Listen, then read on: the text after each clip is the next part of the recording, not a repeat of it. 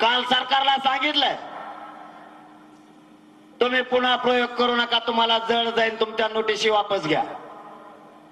घेतल्या तर ठीक, नाही तर तिचा सन्मान करा. आपल्या लेकराला आरक्षण दिल्याशिवाय आपण हटतच नसतो. कोणाला काय करायचं ते करा. आणि याच्यात पोलिसांचा काही दोष नाही. हे 4-2 जण वरून सांगत आहेत, ते खाली करतात. वरचे कोणी ते आपल्याला माहिती आहेत.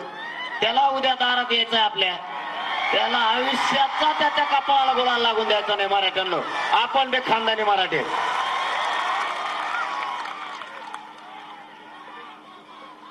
तुम्हाला नाव सुद्धा सांगणार मी ते कोण कोण आहेत, पण आता नाही. हे काय रे, ए टाकेशन टकोऱ्या जाऊन तिकडे दे. प्रत्येक गावात गेले ते येतेच वर. ते बी मला सध्या लांबूनच बघत आहेत बरं का. मला वाटलं तिकडूनच आलं का पुढे. तुम्हाला माहिती असावं म्हणून सांगतो. या अगोदर आपण सरकारला 3 महिने वेळ दिला. महसूलचे मुख्य सचिव नितीन करीड साहेब यांच्या अध्यक्षतेखाली समिती गठीत झाली. त्यावेळेस काय नाही झालं.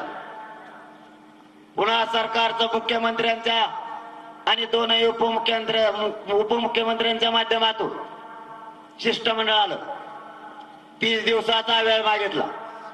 मराठ्यांनी 40 दिवसाचा दिला. पुन्हा आले, पुन्हा बोलले, जर महाराष्ट्रातल्या मराठा समाजाला तुमच्या मागणीप्रमाणे जर आरक्षण द्यायचं असलं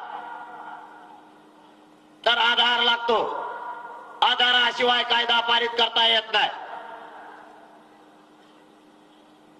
मग पुन्हा समिती नेमली. समितीचं काम सुरू झालं आणि त्या समितीला 54 लाख नोंदी मिळाल्या. मराठा आरक्षणात असलेल्या 54 लाख. मग आता अडचण काय? तुम्हाला पुन्हा 2 महिन्याचा वेळ दिला, 24 डिसेंबर पर्यंत.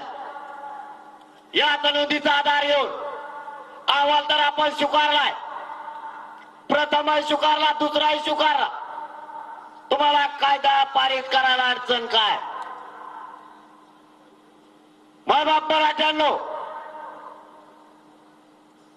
याच नोंदी 70 वर्षापूर्वी मराठ्यांना दिल्या असत्या आणि याच माध्यमातून आरक्षण दिलं असतं तर आज मराठा ही जात जगाच्या पाठीवर प्रगत म्हणून नंबर 1 ला राहिली असती. जाणून बुजून आरक्षण दिलं नाही. नोंदी असून यांच्या बुडाखाली यांनी लपून ठेवल्या.